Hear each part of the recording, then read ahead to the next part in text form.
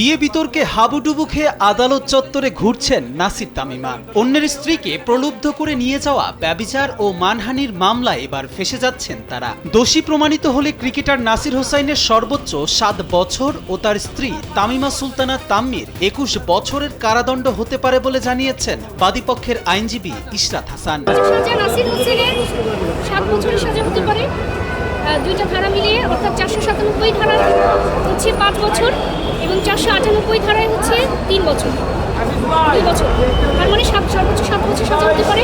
তামিমা সুলতানার ৩টা ধারায় ৭ বছর করে সর্বোচ্চ ২১ বছরের সাজা হতে পারে। ৬ মে ঢাকার অতিরিক্ত চিফ মেট্রোপলিটন ম্যাজিস্ট্রেট জসিতা ইসলাম এ মামলার যুক্তিতর্ক শেষে রায়ের জন্য আগামী ১০ জুন দিন ধার্য করেন। এ মামলা প্রমাণিত হলে আসামিদের কেমন সাজা হতে পারে জানতে চাইলে বাদীপক্ষের আইনজীবী ইশরাত হাসান গণমাধ্যমে এই প্রেস ব্রিফিংয়ে বলেন, ক্রিকেটার নাসিরের বিরুদ্ধে মামলায় ২টি ধারায় অভিযোগ দায়ের করা হয়েছে।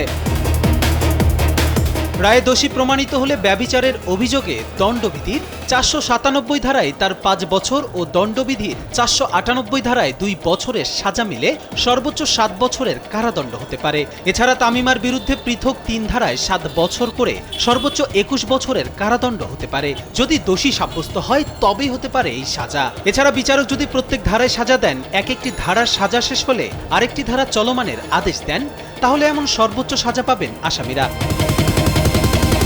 এদিকে তামিমার স্বামীর করা অভিযোগে জানা গেছে, রাকিবের সাথে বৈবাহিক সম্পর্ক চলমান অবস্থাতেই তাম্মি নাসিরকে বিয়ে করেছেন, যা ধর্মীয় রাষ্ট্রীয় আইন অনুযায়ী সম্পূর্ণ অবৈধ। তাম্মিকে প্রলুব্ধ করে নিজের কাছে নিয়ে গেছেন নাসির। তাম্মি ও নাসিরের এমন অনৈতিক ও অবৈধ সম্পর্কের কারণে রাকিব ও তার ৮ বছর বয়সী কন্যা মারাত্মকভাবে মানসিক বিপর্যস্ত হয়েছেন বলে অভিযোগ ওঠে। এর আগে গত ১৬ এপ্রিল মামলাটিতে সাক্ষ্য গ্রহণ শেষ হয়। মামলাটিতে ১০ জনের সাক্ষ্য গ্রহণ করেন আদালত। ২০২২ সালের ৯ ফেব্রুয়ারি একই আদালত ক্রিকেটার নাসির হোসাইন ও তার স্ত্রী তামিমা সুলতানা তাম্মির বিরুদ্ধে অভিযোগ গঠনের মাধ্যমে বিচার শুরুর আদেশ দেন। তবে নাসিরের শাশুড়ি সুমি আক্তারকে মামলা থেকে অব্যাহতি দেওয়া হয়। কবির চৌধুরী, জয়, কালবেলা।